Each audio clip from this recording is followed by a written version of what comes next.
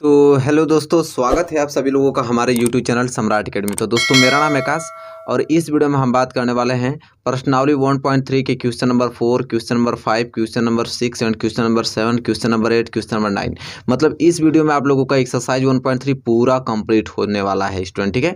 और ये पार्ट 14 है। पार्ट 13 में मैंने question number 1, question number 2 and question number 3 discuss किया है। अगर पार्ट 1 से लेकर पार्ट 13 तक वीडियो नहीं देखे हैं तो डिस्क्रिप्शन में लिंक मिल जाएगा, पूरा लगातार आप देख सकते हैं, या तो चैनल के प्लेलिस्ट पे चले जाइए, वहाँ से देख सकते हैं, ठीक है। तो चलिए आज की वीडियो स्टार्ट करते हैं। पहले हम पढ़ेंगे क्वेश्चन नंबर 4। क्वेश्चन नंबर 4 देखिए क्या बोल रहा है यहाँ पे कि निम्नलिखित समुच्चयों के सभी उप समुच्चय लिखिए। अब किसी भी समुच्चय के अगर आपसे पूछ दे कि सभी उप समुच्चय क्या होंगे, तो मैं आगे से ही बता दिया हूँ कि इसका फार्मूला होता है 2 पे पावर n।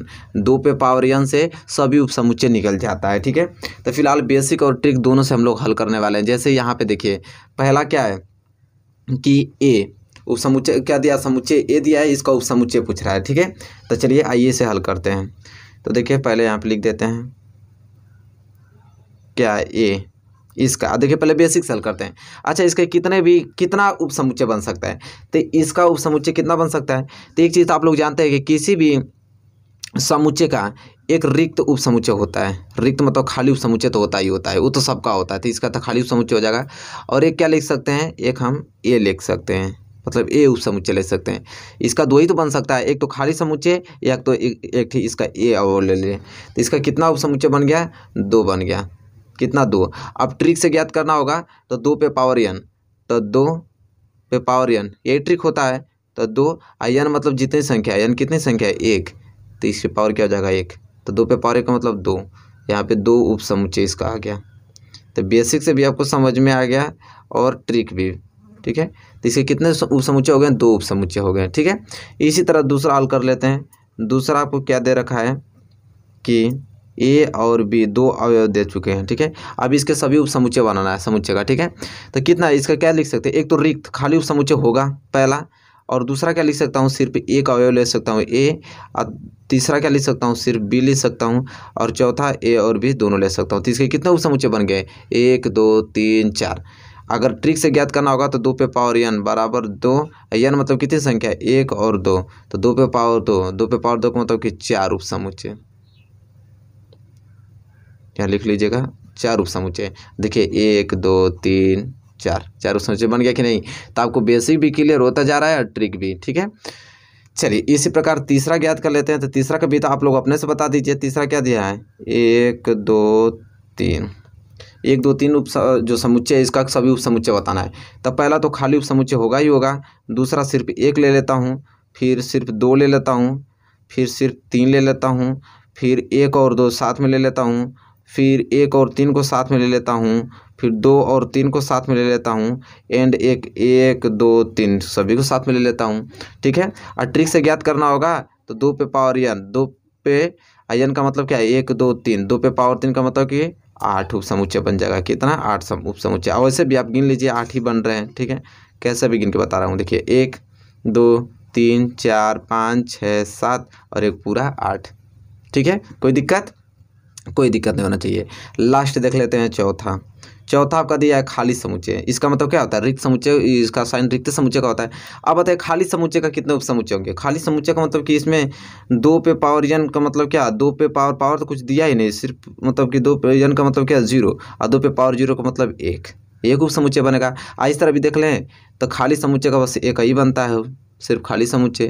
तो खाली समुच्चय का कितने उप समुच्चय बनेंगे, तो सिर्फ 1 बनेंगे। मात्र एक ऐसा, दुनिया का एक ऐसा ही समुच्चय है जिसका उप समुच्चय 1 बनेगा, अन्यथा किसी का भी 2 से अधिक बनता है। 2 बनेगा या 2 से अधिक बनेगा, ठीक है। मैक्सिमम कम से कम 2 तो बनता ही बनता है, लेकिन मात्र एक ऐसा ही है खाली समुच्चय जिसका उप समुच्चय 1 बनता है, ठीक है।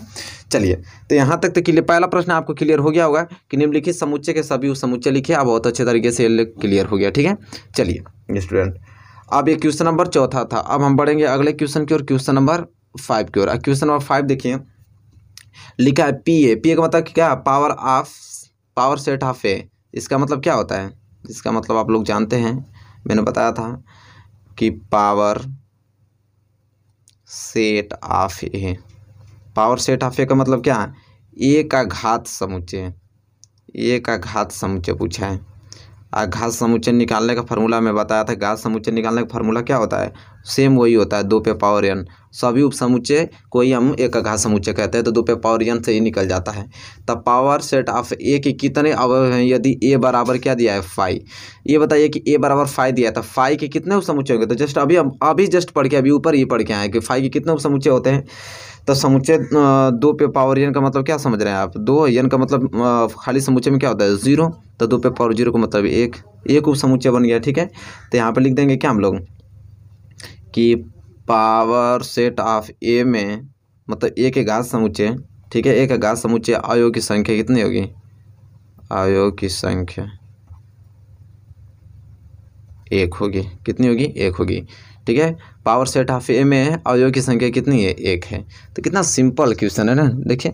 तो आपको ये समझ में आ गया होगा। प्रश्न नंबर 5 में, ठीक है, खाली समुच्चय के कितने ए के घात समुच्चय होंगे, तो कितने होंगे, 1 होंगे। ठीक है, क्लियर। चलिए, अब ये क्वेश्चन नंबर 5 था। ठीक है, क्वेश्चन नंबर 4 क्लियर हो गया, क्वेश्चन नंबर 5 क्लियर हो गया। अब हम बढ़ेंगे अगले क्वेश्चन की ओर, क्वेश्चन नंबर 6 की ओर। चलिए, क्वेश्चन नंबर 6 देखिए। क्वेश्चन नंबर 6 स्टूडेंट बहुत ही प्यारा प्रश्न है। क्वेश्चन नंबर 6 कह रहा है कि निम्न को अंतराल रूप में लिखें। अंतराल बहुत ही ज़्यादा हल्का टॉपिक आ गया है। बहुत ही सिंपल टॉपिक है कि निम्न को अंतराल रूप में लिखना है। अंतराल रूप का मतलब कि आप लोग मैं आगे ही बता दिया था, बहुत ही सिंपल होता है। अभी मैं बता देता हूँ अंतराल रूप में लिखने का मतलब क्या होता है। चलिए देखिए, इसको अंतराल रूप में लिखना है, तो देखिए इसका आंसर कैसे लिखेंगे हम लोग। पहला काम क्या लिखा है कि यक्स सच दैट यक्स जो है वो कहाँ से लिया गया है, रियल नंबर में लिया गया है। और रियल नंबर के यहाँ कौन सा है, तो -4 से लेके 6 के बीच में लेना है। ठीक है, अंतराल रूप में लिखने का मतलब क्या होता है कि -4 से लेके 6 के लिखना है। ठीक है, -4 से 6 के बीच में लिखना है। अब देखिए सिंपल करना हमको क्या है, यहाँ पे बराबर की चिन्ह नहीं दिया है, बराबर की चिन्ह नहीं दिया है। मैं बताया था आप लोगों की जब बराबर का चिन्ह यहाँ पे नहीं दे तो वहाँ पे मझला कोष्ठक लगाते हैं। अरे मझला कोष्ठक करें, छोटा कोष्ठक लगाते हैं। क्या लगाते हैं, छोटा कोष्ठक। जब बराबर का चिन्ह ना दे यहाँ पे तो किसका लगाते हैं, छोटा कोष्ठक। और यहाँ पे देखिए बराबर का चिन्ह दिया है तो यहाँ पे क्या लग जाएगा, बड़ा कोष्ठक लग जाएगा। बस सिंपल, एक क्वेश्चन सॉल्व हो गया और कुछ करना ही नहीं है इसमें। ठीक है, इसी तरह इसका आंसर। ठीक है, तो देखिए यक्स रियल नंबर से लेना है और रियल नंबर को कहाँ से होना चाहिए, तो -12 और -10 के क्या होना चाहिए, बीच में होना चाहिए। ना बराबर यहाँ ही लगा है ना बराबर यहाँ ही लगा है, दोनों जगह बराबर नहीं लगा है तो दोनों और छोटा कोष्ठक रहेगा। ठीक है, यही तो अंतराल रूप में लिखना होता है। बहुत ही सिंपल है, समझ में आ जाएगा आप लोगों को। चलिए अब इसको लिखना होगा तो इसका आंसर लिख लेते हैं। तो देखिए यक्स रियल नंबर्स में से ही लेना है और 0 से लेके कहाँ तक होना चाहिए, 7 तक होना चाहिए। लेकिन 0 के आगे बराबर लगा है यहाँ पे, तो 0 के आगे बराबर लिखा है तो यहाँ पे बड़ा कोष्ठक है, इधर बराबर नहीं लिखा है तो छोटा कोष्ठक। बस ये अंतराल रूप में हो गया। बस क्वेश्चन नंबर 3 भी आपको क्लियर हो गया होगा। ठीक है, कोई दिक्कत नहीं होगी। और क्वेश्चन नंबर 4 की ओर बढ़ चलते हैं। क्वेश्चन नंबर 4 देखिए, ये भी जो यक्स रियल नंबर से ही लेना है और लेना क्या है, 3 से लेकर 4 के बीच में लेना है। बराबर इधर भी लगा है बराबर इधर भी, तो दोनों और क्या होगा, बड़ा कोष्ठक हो जाएगा। ये आपका अंतराल रूप में हो गया स्टूडेंट। ठीक है, तो कितना सिंपल है। ठीक है, ये क्वेश्चन नंबर 6 था, आपको अच्छे तरीके से समझ में आ गया होगा स्टूडेंट। ठीक है, कोई दिक्कत नहीं होगी इसमें। अब अगला क्वेश्चन नंबर 7 जो पढ़ने वाला है वो इस फॉर्म में दिया रहेगा, इसको मुझे इस फॉर्म में लिखना होगा। इस फॉर्म में दिया रहेगा, इस फॉर्म में लिखना होगा। चलिए उसको भी देख लेते हैं। क्वेश्चन नंबर 7 ये आपको समझ में आ गया ना, क्लियर समझ में आ गया होगा, कोई दिक्कत नहीं होगी स्टूडेंट। ठीक है, चलिए अब आगे की बात कर लेते हैं। आगे क्वेश्चन नंबर 7, क्वेश्चन नंबर 7 लिखा है कि निम्नलिखित अंतरालों को समुच्चय निर्माण रूप में लिखना है। ठीक है, किस रूप में लिखना है, समुच्चय निर्माण रूप में लिखना है। तो चलिए सबको लिखते हैं। समुच्चय निर्माण रूप में लिखने का मतलब क्या, कैसे लिख रहे थे, सबसे पहले मझला कोष्ठक, फिर हमको बनाना है यक्स। अब यक्स सच दैट, यक्स कहाँ से लेना है, तो यक्स सभी कहाँ से रहेगा, रियल नंबर से रहेगा। ठीक है, यक्स कहाँ से लेंगे, सभी रियल नंबर रहेंगे। इसके बाद आपको क्या लिखना है यहाँ पे कि कहाँ से, -3 और 0 के बीच में, तो -3 और 0 के बीच में संख्या होना चाहिए। अब देखिए बात को समझने की कोशिश कीजिए, इधर छोटा कोष्ठक है और इधर भी छोटा कोष्ठक, ये ब्लर कर रहा है। ठीक है, इधर भी छोटा कोष्ठक है इधर भी छोटा कोष्ठक, दोनों और छोटा कोष्ठक है, तो इसलिए हम न इधर ही बराबर लगाएंगे न इधर ही बराबर लगाएंगे, सिर्फ ये आपका क्या हो जाएगा, आंसर हो जाएगा। ठीक है, कोई दिक्कत नहीं होना चाहिए। अब देखिए इधर बात कर लेते हैं, इसको लिखना होगा तो क्या लिखेंगे, यक्स सच दैट यक्स, और यक्स कहाँ से लेंगे, हम लोग रियल नंबर से लेंगे। ठीक है, और 6 से 12 के बीच लिखना है ना, तो हम लिखेंगे 6 से बड़ा होना चाहिए और 12 से छोटा होना चाहिए। ठीक है। अब देखिए दोनों ओर बड़ा कोष्टक का, दोनों ओर बड़ा कोष्टक मतलब कि इधर भी बराबर और इधर भी बराबर लगाना पड़ेगा, ठीक है। तो ये आपका समुच्चय निर्माण रूप में हो गया स्टूडेंट, ठीक है। कोई दिक्कत नहीं होनी चाहिए। इसी तरह तीसरा करना है, तो तीसरा देखिए क्या होगा, सेम वही चीज़ है। 6 12 है तो लिखेंगे यक्स सच दैट यक्स कहाँ से लेना है, रियल नंबर से लेना है, और 6 से लेके 12 के बीच में होना चाहिए। लेकिन इधर आपका छोटा कोष्टक, तो छोटा कोष्टक दिया तो इधर बराबर नहीं लगाना पड़ेगा, लेकिन 12 और बड़ा कोष्टक दिया तो 12 की जगह पे 12 यहाँ पे बराबर का चिन्ह लगाना पड़ेगा, ठीक है। और यहाँ पे मझले कोष्टक से घेर देना। ये आपका समुच्चय निर्माण रूप में क्या हुआ, कन्वर्ट हो गया। कितना सिंपल है। चलिए इसी तरह देखिए चौथा, -23 और 5, तो इसको कैसे लिखेंगे हम लोग, यक्स सच दैट यक्स कहाँ से लेना है, रियल नंबर से लेना है, -23 और 5 के बीच में लेना है, ठीक है। सॉरी यहाँ पे ऐसे लिखेंगे ना, -23 से बड़ा होना चाहिए यक्स और 5 से छोटा, इस तरह लिखना है। अब देखिए यहाँ बड़ा कोष्टक है तो यहाँ बराबर लगा देंगे, यहाँ छोटा कोष्टक है तो यहाँ बराबर नहीं लगाएंगे, ठीक है। बस ये आपका हो गया समुच्चय निर्माण रूप में, ठीक है। तो कितना सिंपल है, आप लोगों को अच्छे तरीके से क्वेश्चन नंबर 7 आ गया होगा स्टूडेंट। क्वेश्चन नंबर 7 आपको क्लियरली समझ में आ गया होगा, नो डाउट। क्वेश्चन नंबर 6 भी और क्वेश्चन नंबर 7 भी, ठीक है। चलिए क्वेश्चन नंबर 7 तब क्लियर हो गया, तो क्वेश्चन नंबर 8 की ओर बढ़ चलते हैं, उसको देख लेते हैं। चलिए मेरे प्यारे विद्यार्थी, क्वेश्चन नंबर 8 आपकी स्क्रीन पे आ गया। क्वेश्चन नंबर 8 देखिए बोल रहा है कि निम्नलिखित में से प्रत्येक के लिए आप कौन सा सार्वत्रिक समुच्चय प्रस्तावित करेंगे, ठीक है। कह रहा है कि ये 2 चीज़ दिया है, दोनों के लिए आपको सार्वत्रिक समुच्चय लिखना है। सार्वत्रिक समुच्चय मतलब क्या होता है, सबसे बड़ा समुच्चय, और वो सबसे बड़ा समुच्चय जिनमें से उसमें से ये अवयव लिए गए हों उसी को हम लोग सार्वत्रिक समुच्चय कहते हैं, ठीक है। तो वो सिंपल है। पहला दिया है कि समकोण त्रिभुजों का समुच्चय और दूसरा दिया है समद्विबाहु त्रिभुजों का समुच्चय। अब इनके लिए हमें कोई सार्वत्रिक समुच्चय लिखना है और एक बड़ा सा समुच्चय लिख देना है कि उन्हीं में से ये चीज़ लिए गए हों। तो सिंपल है, देखिए पहले का जो यहाँ पे मैं लिख देता हूँ, पहले का जो आंसर आप लिखेंगे वो क्या लिखेंगे, समकोण त्रिभुजों का समुच्चय पूछा ना, तो यहाँ पे हम लिख देंगे इसके कि सभी त्रिभुजों का समुच्चय, सभी त्रिभुजों का समुच्चय। अब आप कहेंगे कि सभी त्रिभुजों, ये क्या लिखा है, सभी त्रिभुजों का समुच्चय।